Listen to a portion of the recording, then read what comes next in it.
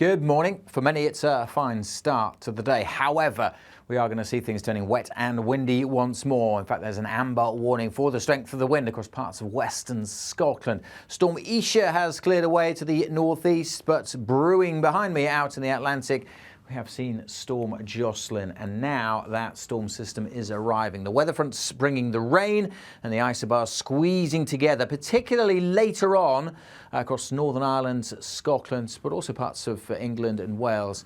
We will see gusty winds, not as strong as with Storm Isha, but nevertheless the potential to cause some further disruption as that storm system moves through.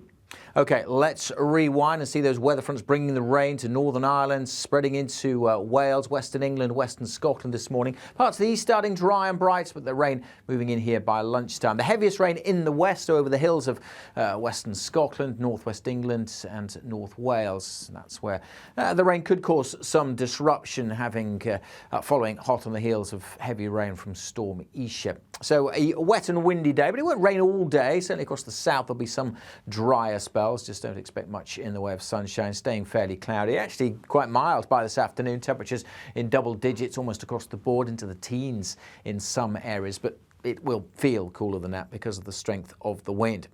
And those winds will continue to strengthen, particularly through this evening over western Scotland and Northern Ireland.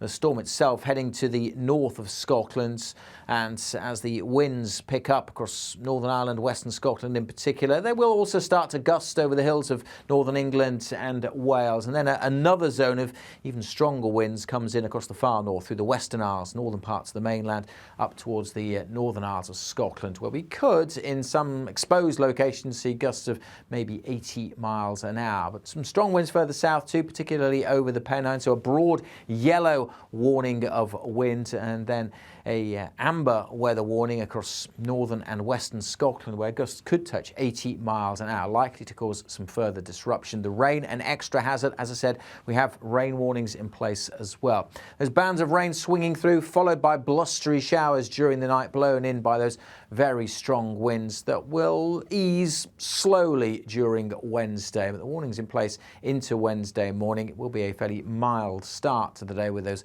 gusty winds for sure.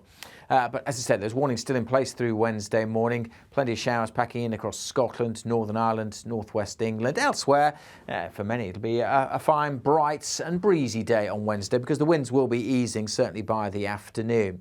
Temperatures on Wednesday will probably a cooler feel. We may get 9 or 10 Celsius, but probably that'll be early in the day and actually feeling cooler again with those winds. But generally, a fresher feel compared to the milder conditions that we'll see on Tuesday.